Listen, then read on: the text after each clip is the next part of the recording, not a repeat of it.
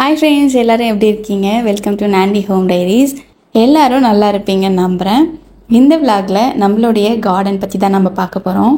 மோஸ்ட்டாகவே எல்லாருக்குமே செடிலாம் வளர்க்கணும் அப்படின்னு ஆசையாக தான் இருக்கும். அதுவும் வாடகை வீட்டில் இருந்துட்டோன்னா ஒரு சில பேர் செடிலாம் வளர்க்கக்கூடாது அப்படின்னு ஸ்ட்ரிக்டாகவே சொல்லிடுவாங்க. ஆனால் நம்ம ஓன் வீட்டில் இருந்தோம் அப்படின்னா நமக்கு பிடிச்ச மாதிரி அழகழகாக எந்த செடினாலும் வச்சு நம்ம அதை கண்டிப்பாக நல்லாவே பார்த்துப்போம். அந்த மாதிரி நம்ம வீட்டில் நம்ம செட் பண்ண ஜாடி தான் இந்த லைன் எல்லாமே.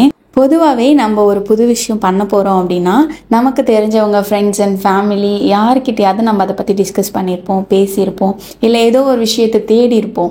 ஆனால் நம்ம அதை பண்ணும்போது நமக்கு ஒன்றா நம்ம செய்ய தான் அந்த அனுபவம் நமக்கு ஃபுல்லாக கிடைக்குது. அந்த அறிவு தான் நம்மளை மோல்ட் பண்ணுது அப்படின்னு சொல்கிற மாதிரி நாங்கள் செடி வைக்க ஆரம்பித்தப்போ மண் ஏறு எல்லாமே நம்ம வெளியே இருந்து தான் வாங்கியிருந்தோம். ஆனால் அந்த மண் எப்படி ஆயிடுச்சுன்னா ஒரு மாதிரி கட்டியாக ஜாடியிலேயே இருக்க ஆரம்பிச்சிருச்சு. ப்ளஸ் வந்துட்டு தண்ணி எதுவுமே அதில் ஸ்டோர் ஆகாமல் ஒரு நாள் தண்ணி அடிக்கலனாலும் ரொம்ப ட்ரை ஆகிட்டு இருக்கிற மாதிரி நமக்கு ஃபீலாக இருந்துச்சு.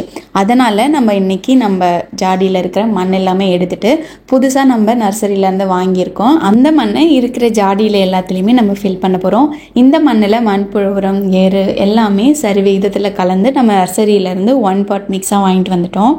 ஃபஸ்ட்டு இருக்கிற ஜாடி எல்லாமே கீழே இறக்கி வச்சுட்டு அதில் இருக்கிற மண் எல்லாமே எடுக்க ஆரம்பிச்சாச்சு. சீரியஸாகவே சொல்லணும்னா அந்த மண்ணை எடுக்கிறதுக்கு ரொம்ப கஷ்டமாக இருந்துச்சுங்க. இருந்தாலும் எல்லா மண்ணையுமே நம்ம எடுத்துட்டு ஃபுல்லாகவே ரீஃபில் பண்ண ஆரம்பிச்சாச்சு. நம்ம லைஃப்பில் நம்ம எடுக்கிற முடிவுகள் எல்லாமே கரெக்டாக தான் இருக்குன்ற அவசியம் கிடையாது. கரெக்டாக தான் இருக்குமானும் நமக்கு தெரியாது. ஆனால் நம்ம ஏதோ ஒரு விஷயத்தை நம்ம அதை முழுமையாக நம்பியிருப்போம். அதுக்காக நம்ம ஸ்டெப்ஸ் எடுத்திருப்போம். அது நல்லதாகவே கூட முடிஞ்சிருக்கலாம், இல்லை ஒரு நல்லது பண்ண முடியாமல் ஏதோ நமக்கு ஹர்ட் ஆகிற மாதிரியோ இல்லை நமக்கே பேக் ஃபயர் ஆகிற மாதிரி கூட இருந்திருக்கலாம். ஆனால் அந்த முடிவை நம்ம முழுசாக நம்பி எடுக்கிறதுனால எதுவாக இருந்தாலும் நம்ம அக்செப்ட் பண்ணிக்க பழகிக்கிறோம். அந்த மாதிரி தான் நாங்கள் பண்ண சாண்ட் மிக்ஸ் கூட நமக்கு தவறுன்னு இப்போ புரிய வந்திருக்கு. நம்ம இப்போது பெஸ்ட் டெசிஷன் என்ன பண்ணலாம் அப்படின்னு நம்ம நெக்ஸ்ட்டு ரீஃபில் பண்ண போகிறோம். அந்த மாதிரி தான் லைஃப்லேயும் நமக்கு நடந்த தவறுகளையோ இல்லை நமக்கு நடந்த நிகழ்வுகளையோ நினச்சி கஷ்டப்படாமல் நெக்ஸ்ட்டு என்ன பண்ணலாம், நெக்ஸ்ட்டு என்ன பண்ணால் அது நல்லாயிருக்கும் அப்படின்னு யோசித்து அதுக்கான முயற்சிகளை நம்ம பண்ணும்போது நம்ம லைஃப்லையும் நம்ம கனவு காண்ற ஒரு விஷயத்தையும் நம்ம கண்டிப்பாக அடைய முடியும். ஒரு வழியாக எல்லா மண்ணையுமே எடுத்துட்டு நான் எல்லாமே ரீஃபில் பண்ணி எடுத்து வச்சாச்சு. எனக்கு 3 hours ஆச்சுன்னா பார்த்துக்கோங்க. அந்த அளவுக்கு அந்த மண்ணுடைய கெட்டித்தன்மை கண்டிப்பாக இருந்துச்சுன்னு தான் சொல்லணும். மண் எல்லாமே ஃபில் பண்ணிவிட்டு செடிக்கு நல்லா தண்ணியும் அடித்தாச்சு. தண்ணி அடித்ததுக்கப்புறம் உலர்ந்ததுக்கப்புறம் நம்ம திரும்ப எடுத்து அதை வச்சாச்சு. நெக்ஸ்ட்டு நம்ம பெயிண்ட் அடிக்க போகிறோம். இந்த கேப்பில் லஞ்சுக்கு நான் முருங்கைக்காய் முட்டை பொடிமா செஞ்சுருந்தேன். எப்படி பண்ணலான்னு பார்க்கலாமா? இந்த ரெசிபி செய்யும்போது ரொம்பவே டேஸ்ட்டாகவும் சூப்பராகவும் இருக்கும். சுட சுட சாதத்தோடு செஞ்சு பாருங்கள், ரொம்ப அருமையாக இருக்கும். முருங்கைக்காய் பொடிமா செய்கிறதுக்கு நான் 5 முருங்கைக்காய் எடுத்திருக்கேன். எல்லாமே சூப்பரான ஃப்ரெஷ்ஷான முருங்கைக்காயாக இருந்துச்சு. ஃபஸ்ட்டு முருங்கைக்காயை நல்லா வாஷ் பண்ணி ஒரு பாத்திரத்தில் சேர்த்துக்கலாம். முருங்கைக்காய் முட்டை பொடிமா செய்கிறதுக்கு ஃபஸ்ட்டு நம்ம முருங்கைக்காயை ஸ்டீம் பண்ணி எடுக்கணும். நம்ம இட்லி பாத்திரத்தில் கூட வேக வச்சு எடுத்துக்கலாம். நான் இன்றைக்கி ஒரு ஸ்டீமரில் போட்டு 15 நிமிஷம் நான் வேக வைக்க போகிறேன். கூடவே தேவையான அளவு உப்பையும் சேர்த்து நம்ம வேக வச்சு எடுத்துக்கலாம். முருங்கைக்காய் முட்டை பொடிமா சாப்பிட்றதுக்கு ரொம்ப டேஸ்ட்டாகவே இருக்கும். முருங்கைக்காய் பிடிக்காதவங்க கூட இதை ரொம்ப விரும்பி சாப்பிடுவாங்க. அதுவும் இல்லாமல் முட்டையும் இருக்கிறதுனால டேஸ்ட்டும் அபாரமாக இருக்கும். கண்டிப்பாக ட்ரை பண்ணி பாருங்கள். 15 நிமிஷத்துக்கு அப்புறம் முருங்கைக்காயை எடுத்துட்டு உள்ளே இருக்கிற சதையை மட்டும் தனியாக நம்ம எடுத்து வச்சுக்கலாம். 15 நிமிஷம் ஸ்டீம் பண்ணி எடுத்ததுனால முருங்கைக்காய் உள்ள அந்த சதை எல்லாமே சூப்பராகவே வெந்து வந்திருக்கு பாருங்கள். ஒரு ஸ்பூன் வச்சு அழகாக தனியாக எடுத்து வச்சுக்கலாம். முருங்கைக்காயிலேருந்து 1/2 கப் அளவு நமக்கு கிடச்சிருக்கு. அடுத்ததாக ஒரு பேனில் 2 ஸ்பூன் எண்ணெய் விட்டு எண்ணெய் காஞ்சதுக்கப்புறம் 1/2 டீஸ்பூன் கடுகு சேர்த்து நல்லாவே பொரிய விடலாம். அடுத்ததாக 1/2 டீஸ்பூன் ஜீரகம் சேர்த்து ஒரு கொத்து கருவேப்பிலையும் சேர்த்து நல்லா பொரிய விடலாம். ஒரு வெங்காயத்தை பொடி பொடியாக நறுக்கி சேர்த்துக்கலாம். 1/4 டீஸ்பூன் உப்பு சேர்த்து நல்லா மிக்ஸ் பண்ணி விட்டு வதங்க விடணும். வெங்காயம் நல்லா வதங்கினதுக்கப்புறம் நம்ம எடுத்து வச்சுருக்க முருங்கைக்காய் சதையும் சேர்த்துட்டு 1/2 டீஸ்பூன் காரத்தூள், 1/4 டீஸ்பூன் காஷ்மீரி மிளகாய்த்தூள், 1/2 டீஸ்பூன் மஞ்சத்தூள் சேர்த்து நல்லா மிக்ஸ் பண்ணிக்கலாம். மிளகாய்த்தூள் வாசம் போகிற அளவுக்கு நல்லா மிக்ஸ் பண்ணி விட்டுட்டு அடுத்ததாக நம்ம முட்டையை சேர்க்க போகிறோம். நான் இன்றைக்கி 3 முட்டை எடுத்திருக்கேன். முட்டையை உடைச்சி சேர்த்ததுக்கப்புறமா முட்டைக்கு தேவையான உப்பையும் சேர்த்துக்கலாம்.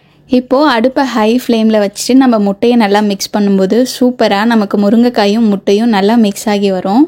அடுத்ததாக இன்னும் கொஞ்சம் காரசாரமாக இருக்கிறதுக்காக ஒரு 1/2 டீஸ்பூன் மிளகுத்தூள் சேர்த்திங்கன்னா சூப்பராக இருக்கும். அவ்வளோதான், நமக்கு சூப்பரான முருங்கைக்காய் பொடி மாஸ் ரெடி. கண்டிப்பாக இதை ட்ரை பண்ணி பாருங்கள், வீட்டில் எல்லாருமே விரும்பி சாப்பிடுவாங்க. இந்த மாதிரி ட்ரை பண்ணி பார்த்துட்டு எப்படி இருந்துச்சுன்னு கண்டிப்பாக கமெண்ட் செக்ஷனில் சொல்லுங்கள். சுட சுட சாதத்தோடு சாப்பிட்டு பாருங்கள், ரொம்ப அருமையாக இருக்கும்.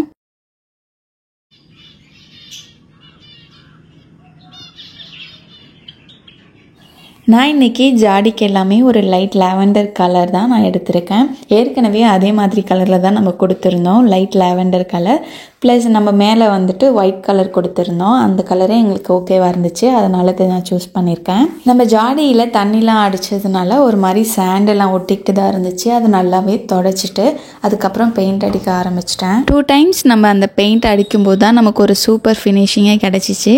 ப்ளஸ் வந்துட்டு நம்ம ஒயிட் கலர் பார்டர் கொடுக்கும்போது ஒரு மாதிரி நீட்டாக இருந்துச்சு. எனக்கு பர்சனலாகவே பெயிண்ட் அடிக்கிறதுலாம் எனக்கு ரொம்பவே பிடிக்கும். ஆர்ட் சம்மந்தமான விஷயங்கள்லாம் ரொம்பவே தேடி விருப்பமாக பண்ணுவேன். அதனால் எனக்கு இந்த பெயிண்ட் அடிக்கிறது ரொம்ப விருப்பப்பட்டு பண்ண மாதிரி தான் இருந்துச்சு. எப்பயுமே நம்ம ஒரு விஷயம் ரொம்ப விருப்பப்பட்டோ இல்லை ஆசைப்பட்டோ பண்ணும்போது அதை ரொம்பவே கேர்ஃபுல்லாக பண்ணுவோம். நமக்கு எந்த ஒரு விதமான சலிப்புமே வராது. அது முடிகிற வரைக்குமே அந்த எனர்ஜி நமக்கு ஃபுல்லாக இருந்துக்கிட்டே இருக்கும். ஒரு வழியாக நம்மளுடைய கார்டனில் இன்றைக்கி சூப்பராக மண் எல்லாமே ரீஃபில் பண்ணிவிட்டு பெயிண்ட் அடித்து காய வச்சாச்சு. பார்க்கவே அவ்வளோ அழகாக இருந்துச்சு. அடுத்ததாக நம்ம அரேஞ்ச்மெண்ட்ஸ் தான் பண்ண போகிறோம். அரேஞ்ச்மெண்ட்ஸ் பண்ணதுக்கப்புறம் எப்படி இருக்குன்னு கண்டிப்பாக பார்க்கலாம். நீங்களும் இந்த மாதிரி ஏதாவது ஒரு விஷயம் ஆசைப்பட்டு அதை செஞ்சதுக்கப்புறம் ரொம்ப ஃபுல்ஃபில்லாக ஃபீல் பண்ணி அதை எப்படி ஃபீல் பண்ணீங்க, உங்களுடைய மைண்டும் மனசும் எவ்வளோ அழகாக ஃபீல் பண்ணுச்சுங்கிற விஷயத்தை கண்டிப்பாக ஷேர் பண்ணுங்கள்.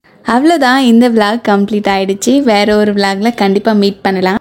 இந்த வீடியோ உங்களுக்கு பிடிச்சிருந்துச்சுன்னா உங்களுடைய ஃப்ரெண்ட்ஸ் அண்ட் ஃபேமிலிக்கும் ஷேர் பண்ணுங்கள். மறக்காமல் நம்மளுடைய சேனல் நாண்டி ஹோம் டைரிஸை சப்ஸ்கிரைப் பண்ணிக்கோங்க.